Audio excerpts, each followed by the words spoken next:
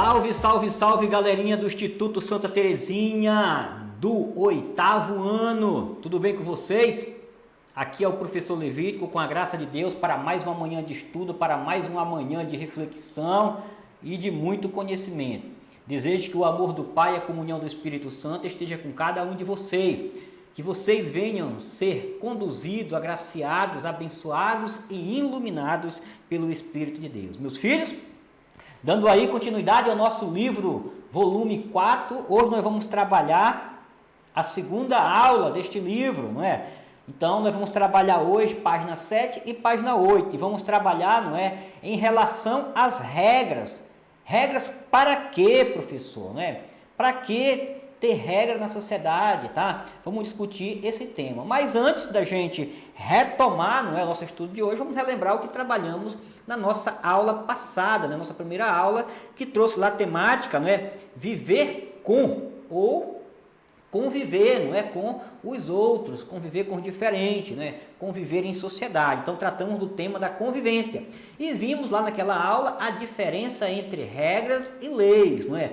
Vimos que há uma autoridade que cria as leis, não é? E vimos que as regras são criadas pelos grupos, né, pelos costumes, pelos valores, pelas pessoas, pelas instituições.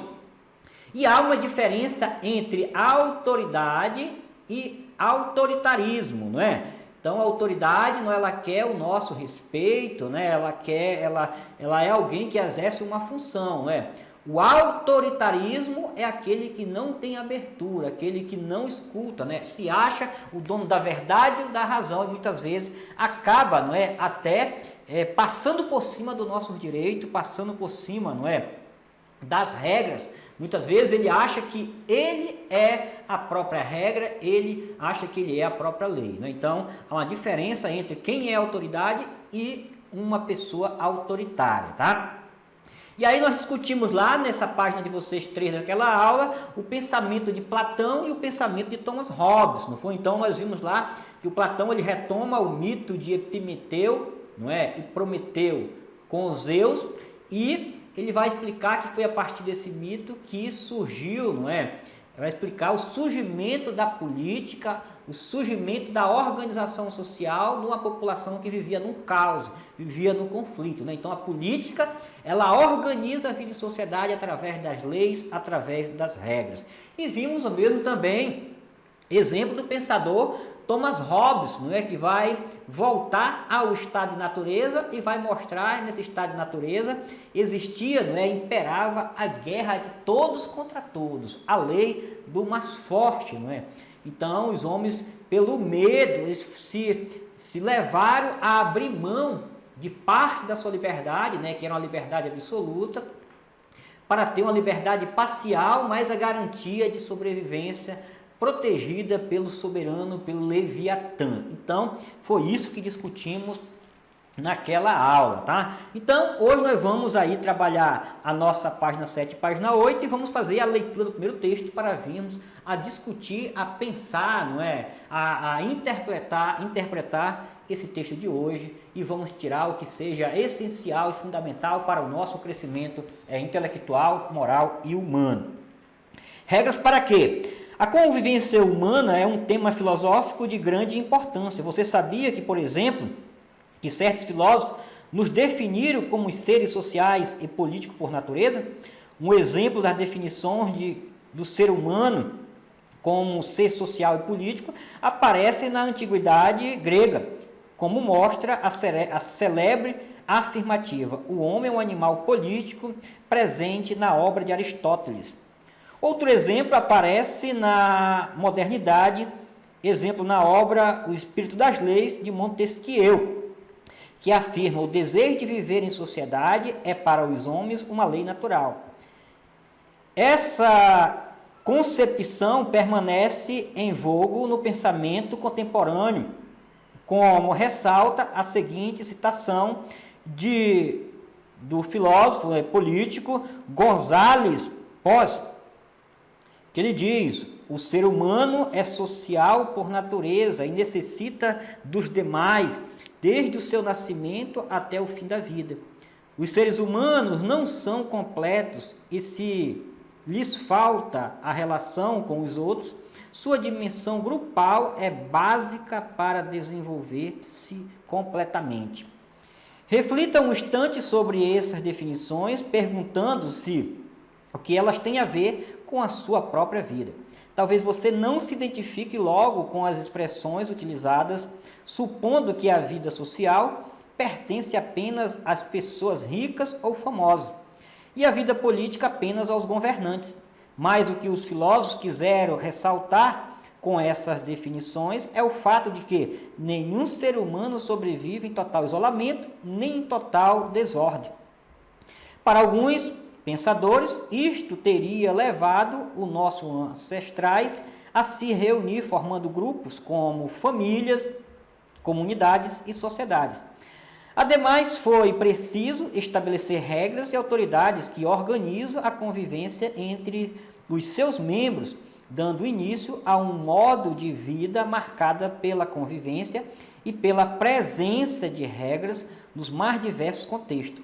Afinal, além de orientar nossos comportamentos, as regras nos garantem a posse daquilo que compramos ou ganhamos e nos indicam de que modo participar de um grupo, como vencê-los e assim por diante.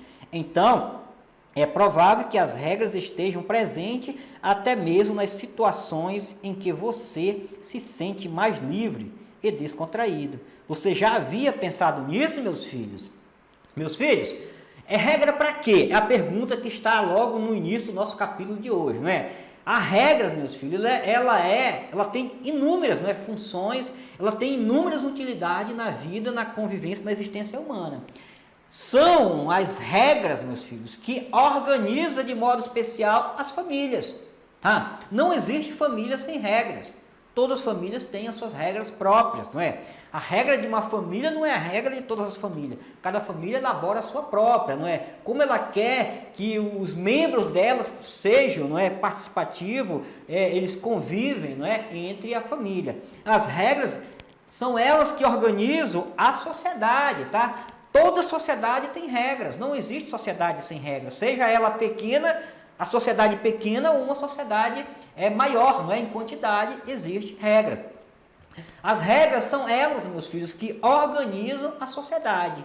E, por que não dizer também, são as regras que organizam a nossa vida. Tá? Então, nós temos que ter, no mínimo, essas três compreensões. A regra ela organiza a família, organiza a sociedade, não é?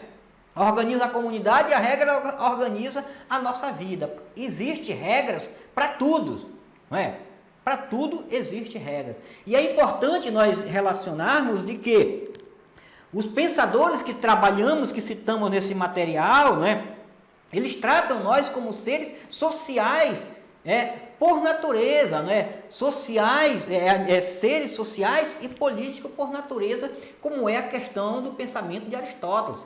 Então, se nós somos seres sociais e somos seres políticos por natureza, então a regra faz parte da nossa natureza, tá? Por quê? A própria convivência social, ela é intimamente relacionada e ligada com as regras. A própria dimensão política, não é? Ela é intimamente ligada, não é? Com regras, com leis, né? Já que a própria política cabe, não é, diante do sistema democrático, ela gerir, administrar, criar, não é, as leis, tudo bem?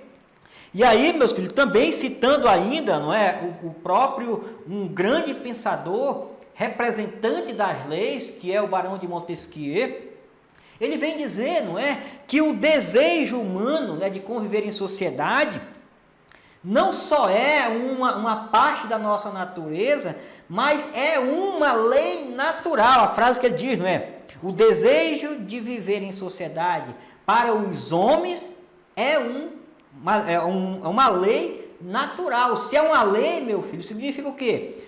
Que a lei tem que ser obedecido, não é? Que a lei é uma regra, é uma norma, não é? Então, temos que segui-los ou temos consequências. Então, não temos como nós falarmos que nós somos um ser que nascemos e existimos para viver isolado, né? Que somos uma ilha. Não. A nossa vida ela é desenvolvida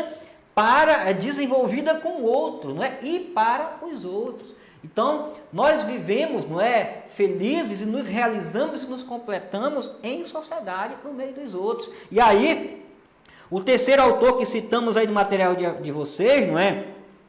É o Esteban Gonzalez Pons. Ele vem falar justamente isso, né? Que o ser humano, tá? Ele é um ser social por natureza porque ele não nasce pronto. Ele não nasce acabado. Ele precisa, ele necessita, não é? Do auxílio e da ajuda de um segundo, de um terceiro, para ele vinha, não é? Para que ele possa vir a ser, para que ele possa vir se tornar ser humano, tá? Para que ele possa, não é? Se relacionar, conviver. Então, nós sempre precisamos um do outro. Então, todos esses três autores citados nessa obra, eles têm um pensamento em comum, apesar de expressões diferentes, mas um pensamento em comum, não é? Nós necessitamos um do outro, tá? Nós precisamos um do outro, nós aprendemos um com os outros, não é? Todos nós podemos aprender com os outros e todos nós podemos ensinar aos outros, tá? Então, a nossa dimensão humana enquanto ser social e político é intrínseca na nossa existência, tá? Então, vamos fazer a segunda leitura do nosso texto de hoje, aí nas conexões de vocês, tá? Na página 8.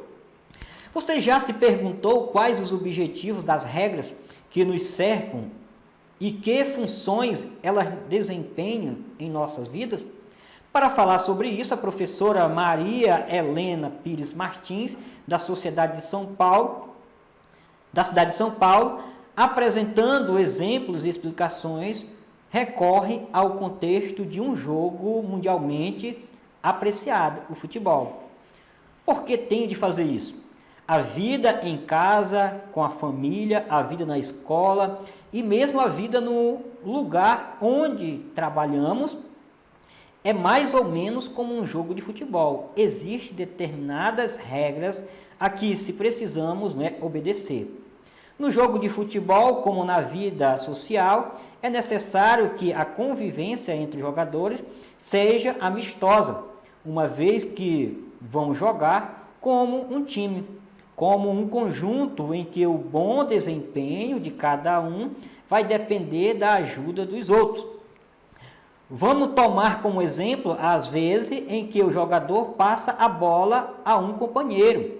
Do ponto de vista da proteção, o jogador deve chutar só a bola, não o jogador do time adversário. Essa regra é para a proteção de todos os jogadores. Quanto à organização, o time se divide em atacantes e defensores, com funções e posições bem diferentes no campo. Além dessas regras, para que um jogador não seja punido, precisa obedecer às regras internacionais do futebol. Não tocar a bola com a mão, exceto se ele for o goleiro, é claro. Não chutar em gol se estiver impedido e assim por diante. Do ponto de vista moral, também existe uma regra fundamental. O time deve jogar cada partida o melhor possível, cumprindo o seu dever para com o clube e a torcida e para consigo mesmo. Tanto os jogadores de futebol, se quiserem jogar em um time, quanto a nós, se quisermos viver em sociedade, precisamos aceitar muitas regras. A convivência social exige que respeitemos os outros enquanto indivíduos e como coletividade, que sejamos justos, solidários na hora do aperto, honestos e tantas outras coisas. Desde muitos pequenos aprendemos as regras de convivência na vida cotidiana com a família, com os amigos, com os colegas e em todos os espaços em que vivemos. Essas regras, entretanto, não são as mesmas em todas as casas, em todos os lugares, em todas as culturas. Elas podem ser diferentes. O que não muda, porém, é o fato de que sempre existem regras. De algumas de nós gostamos, de outras não. Além disso, toda regra tem uma razão de ser, e assim sendo, pode ser discutida e explicada. Meus filhos, não existe vida sem regra. Comparada, não é, a nossa vida a um jogo, segundo, a nossa pensadora brasileira, Maria Helena Pires Martins, não é? Na nossa vida cotidiana existe regra de convivência, existe regra de organização, existe regra de proteção e existe regras morais, tá? Então, o seu esporte favorito, ele é cheio de regra, tá? O seu lazer favorito, ele é cheio de regra. O seu estudo, ele tem regras, tem hora para iniciar, hora para terminar, você tem tarefas, para cumprir, tarefa para realizar. E se você não obedecer, você se perde no tempo do estudo, tá? A sua família, a sua família, ela determina, as regras, as normas, as horas que você deve sair e chegar. Tudo bem? E mais, meus filhos, quando o ser humano nasce, ele já nasce em um mundo organizado, Ele já nasce em um contexto, em uma cultura, em uma sociedade cheia de regras, cheia de normas. E no seu desenvolvimento, no seu crescimento, vai surgindo novas regras, novas normas, novas leis. E quem sabe, você se tornando uma autoridade, aqui no futuro, quem sabe você será a autoridade que vai não só administrar, mas como também vai criar regras, vai administrar as leis, e também poderá vir criar leis. Então, por isso que você está estudando filosofia, por isso que você está desenvolvendo o seu intelecto, por isso que você está se tornando uma pessoa esclarecida, uma pessoa que está saindo da caverna e por cima de tudo, Você está fazendo com que o seu intelecto se amplie para você desenvolver o princípio da virtude, filosófica, o princípio da virtude humana, o princípio da virtude ética e da virtude moral. Meus filhos, fique com Deus e até a próxima, se Deus quiser. Shalom!